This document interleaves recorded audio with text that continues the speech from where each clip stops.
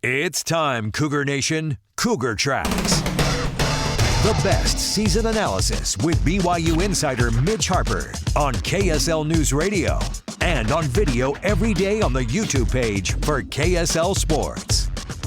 Welcome into Cougar Tracks here on the KSL Sports YouTube and KSL NewsRadio, your legacy home of the Cougars. I am your BYU insider, Mitch Harper. Happy to have you on board to this Monday edition of Cougar Tracks as BYU football looks to bounce back after a tough loss in West Texas, and that's where we start things off with our top story of the day. The top story of the day. The biggest story in the world of BYU sports right here on Cougar Tracks. There wasn't much that went right for BYU against Texas Tech on Saturday in Lubbock. BYU falls to Texas Tech 29-7. The Cougars are now 8-1 overall, 5-1 in Big 12 play. The good news, BYU still controls its destiny to reaching the Big 12 championship game, which is now sponsored by Edward Jones. That was an announcement on Monday. No longer Dr. Pepper for the Big 12. It's Edward Jones now. But there's still a lot of football left to be played until BYU's getting to Arlington to play in the Financial Service Big 12 championship game. Saturday didn't look great for BYU. It just didn't. And when I watched that game, rewatched it over the weekend, I thought to myself, Texas Tech's a really good football team. And it was ridiculous to me that the AP voters could not acknowledge, hey, they deserve to jump up even more in the rankings. Texas Tech is getting undersold by the voters because the voters don't understand, hey, it's okay to tear down your poll and rebuild the thing after new data is presented in front of you. Still, these pollsters are a joke, and the college football playoff rankings are the most important rankings. We'll find that out coming up on Tuesday. BYU dropped to number 12 in the AP top 25. I think the most frustrating thing for BYU in this game was that it wasn't competitive, and BYU was outclassed in the game. That surprised me. I'll admit, on Friday when I gave my score prediction, I acknowledged it was a little bit of a vibe check, thinking BYU would show up. Everything in front of you, though, showed that Texas Tech had the advantage in that game. But part of me wondered, would Texas Tech rise to the occasion and step up in a spot that they honestly had not been in about 17 years? They stepped up emphatically, particularly that defense. That defense, especially the defensive front, is maybe the best in college football, and their secondary, which was viewed as a question mark, was really good too. There were many times where Bear Bachmeier was looking downfield, and all of his receivers were completely covered in that game. There just wasn't many answers for BYU in this contest, and it didn't help matters when you start things off early in the game with a muff punt. That was not great by Parker Kingston. You can't have that, and Kalani Sitake pointed to that often in his post-game press conference. The muff punt put BYU behind a little bit. I also thought the missed interception by Evan Johnson was pretty significant in the game. Evan, if he gets that INT, that's a momentum-swinging moment that BYU has feasted on this year. BYU has been the kings of seizing momentum and turning the tide in a game. They never had that moment. Whether it was offense, defense, special teams, they never had the momentum-changing play. And they feasted off that the last two seasons. They didn't have that show up at all. And I thought that Evan Johnson play was one that could have created that, and that missed INT opportunity allowed for Texas Tech to score a touchdown. I also thought Texas Tech did a fantastic job at just eliminating Bear Bachmeier, his ability to run the football up the middle of the field. They just took him away completely, and you can see it, the clips here on the KSL Sports YouTube page. There was some creativity from BYU, a little bit. This one-trick play to Carson Ryan was really nice, but there wasn't much to write home about when it came to BYU's offense. You look at the numbers, BYU had 255 total yards of offense, 188 through the air, 67 yards on the ground. That wasn't going to get it done. BYU needed at least 150 on the ground to have a chance to upset Texas Tech. And it didn't happen. Am I naive, too, to think that when BYU got into the second quarter and Raider Mooney had the pass breakup, despite being down 13-0, I thought maybe there's a sliver. Maybe there's a sliver of hope that BYU could pull this thing off. It just didn't happen. And Texas Tech star Jacob Rodriguez, he was all over the place. 14 tackles for him. Joey McGuire in the postgame was making the case to the national media for people to start considering him for the Heisman. Why not at this point? The Heisman race this year is so underwhelming and lackluster. Why not let Jacob Rodriguez be in the mix? Why can't he be Manti Te'o? Is it just because the double T doesn't resonate as much as the Gold Dome? That interception he had was pretty athletic. Bear Bachmeier was trying to make a play. He throws the pick to Rodriguez, and away they go. And then he had a fumble recovery as well. It was just a tough day for BYU. Nothing worked. I thought the offensive play calling was too conservative and treating Bear like a freshman, it felt like. I wanted to see more shots, more opportunities. But, again, credit to Texas Tech's secondary, which was maybe viewed as a question mark. They were really good. They were on point and locked up BYU's receivers completely. There was no open space down the field. I mean, being in the press box, you could see things develop, and there were times where everything is completely covered, and Bear's just kind of looking and scrambling and wondering, trying to make a play, and then they erased his ability to run up the middle of the field, which he has been excellent at this season. That was a non-starter. And I think it would be interesting to see how BYU would fare in a rematch against Texas Tech. But I'll tell you, there's a big gap between BYU and Texas Tech. There is. A lot would have to change between now and December 6th for BYU to close that gap and feel like they could have a chance to win that game. I think the positives for BYU were the defense, of course. I thought Jack Kelly looked excellent. We'll get to him a little bit later. But one thing that I do come away with from this game and feel that's a big picture positive to this loss, one of the benefits to being in a conference is that if you're not the champion, and look, BYU still has a chance to be that champion, but you have programs that you're chasing. And the Big 12 in the early years since BYU joined, there hasn't been that flag bearer, that program that looks like you're trying to chase them and keep up with them. Everyone's been trying to establish themselves as the front runner. From a resources, from a commitment standpoint, it feels like Texas Tech is emerging as that athletic department and football program. On Saturday, you saw Texas Tech have, Cody Campbell, the prominent booster board of directors there, Patrick Mahomes, but then you saw them recognize some famous current athletes, Chris Anderson, the guard for Texas Tech, the pitcher from softball. There's so many talented athletes at Texas Tech that they're paying a premium for. And what I'm getting at is that BYU is heavily committed to its athletic department. Look at men's basketball, one of probably the most expensive rosters in college basketball this year. But I think with Texas Tech and their football program, there's been so many different numbers thrown around with them, but it's an expensive roster. You don't get David Bailey for cheap out of the portal. You don't get Lee Hunter. You don't get Romello Height for cheap. You've got to, pay a premium to get those guys. And even Jacob Rodriguez was once a transfer from Virginia, a former quarterback. I think having a program like that is not going to slow down, whether Texas Tech wins the Big 12 or not, or reaches the playoff or not, whatever happens with them this year, they are continuing to invest at an incredibly high level, even in the revenue sharing era. It's going to be a different climate coming up in 2026 with rev share having a cap and things like that. But still, Tech's got that oil money. They're going to be in the mix for some big time players. And you see what they're doing in high school recruiting. They are going to be potentially a top 10 recruiter or better in future years, maybe the best classes in the country. So you kind of see what they're doing, and that can be a benchmark for BYU to say, we've got to go replicate that. And what we're doing right now is really good compared to what BYU's been in the past.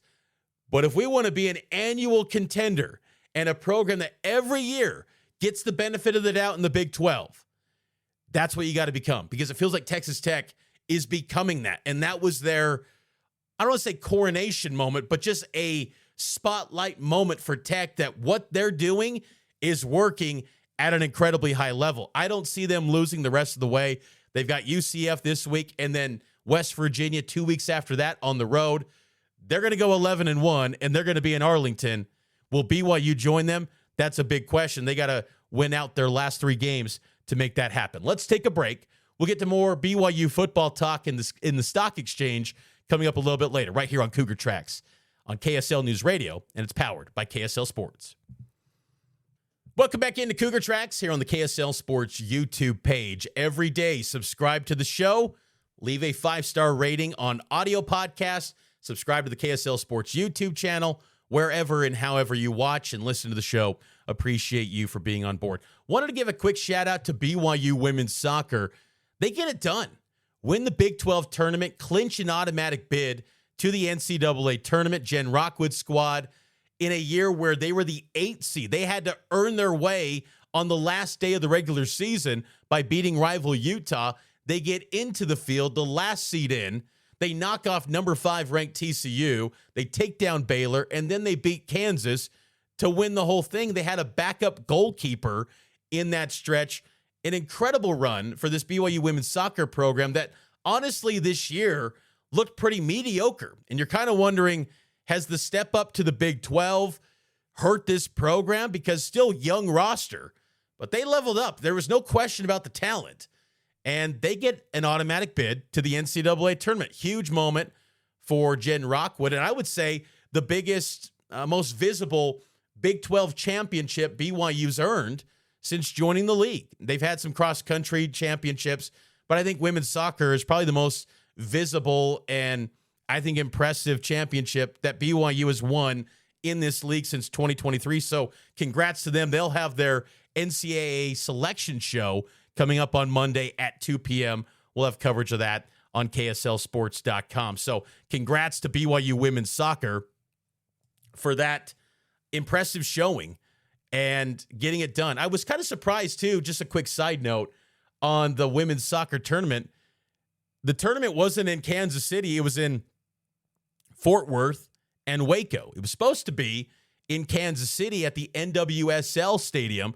There was a big announcement on that a couple years ago that the women's soccer tournament was going to go to that NWSL Stadium for 2 seasons.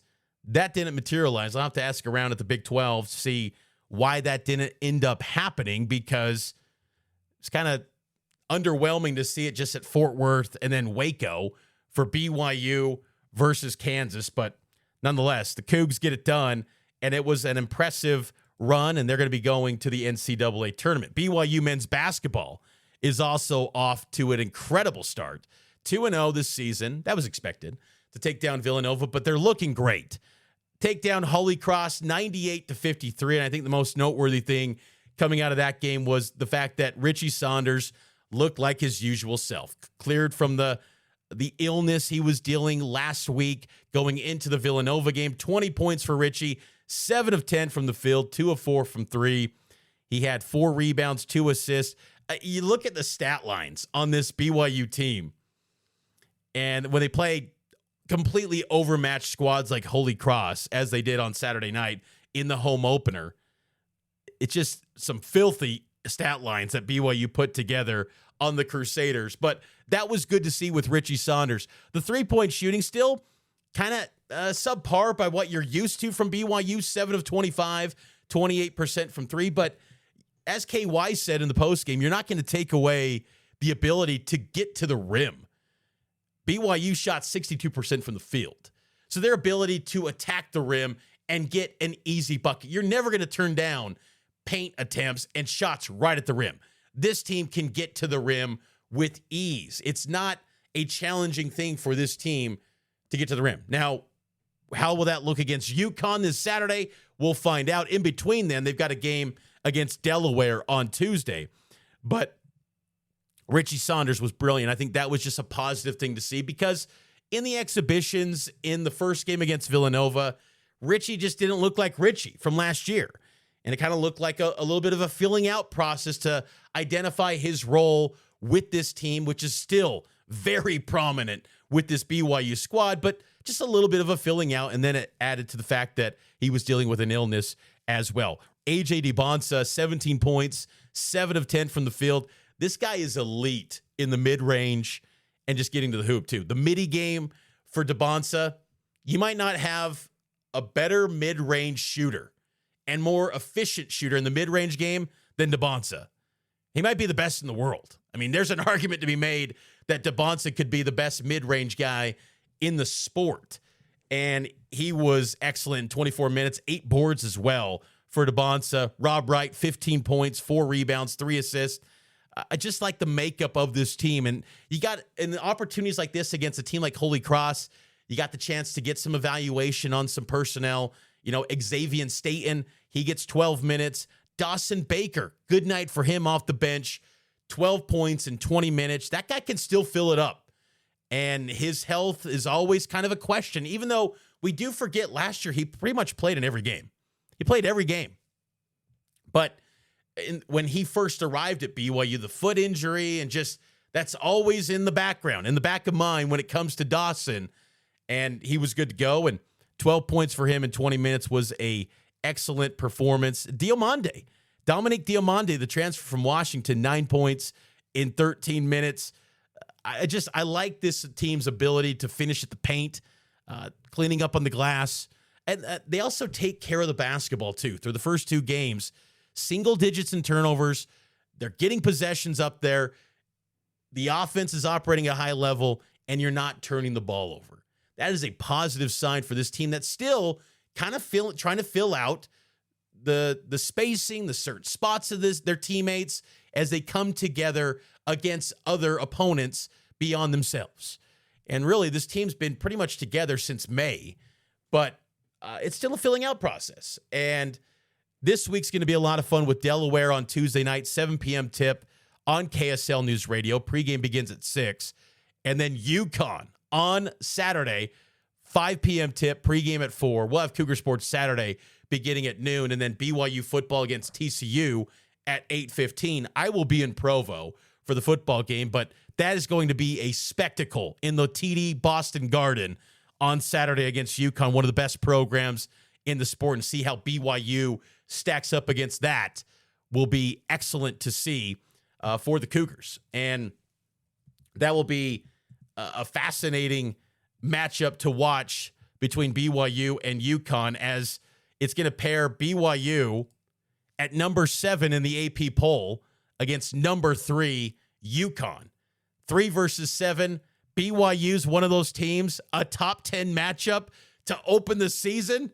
Goodness gracious, what world are we living in with BYU basketball? But we're here for it, and we'll be covering it every step of the way, as we'll have post-game reaction, too, from the Marriott Center for BYU in Delaware on Tuesday night. Final break. On the other side, I'll get to the Cougar Stock Exchange, what's trending up and trending down for BYU football next here on Cougar Tracks. Welcome back into Cougar Tracks here on KSL News Radio and the KSL Sports YouTube page. Mitch Harper with you every day here on Cougar Tracks. And on Mondays on the show, we dive into what's trending up and trending down. It's what we call the Cougar Stock Exchange. The Cougar Stock Exchange. What's trending up and what's trending down? It's the Cougar Stock Exchange. It's easy to point to the bad after a 29-7 loss against Texas Tech for BYU football, and that's where we'll start things off with what's trending down. I would say complimentary football, because that got highlighted, I think, in that game. BYU is the ultimate complimentary football team. If one phase of the game is not performing well, maybe the whole ship goes down, especially against a top 10 team. You can get away with it against teams that are outside the top 25, especially when you're at home. But on the road, top 10 team, you got to have all 3 phases dialed in. BYU did it. And so the complimentary piece is trending down, particularly the special teams, which punt return, the punter, Sam Vanderhaar, Will Farron, the kicker, he misses a field goal. The decisions on kick return, it was all kind of disjointed the whole time with special teams. Kelly Papinga, I'm sure, is going to have a mouthful for his group this week as they get ready for TCU. I'd also say what's trending down the BYU offense. I think It highlighted some of their limitations and maybe just the nerves, the trepidation going into the game.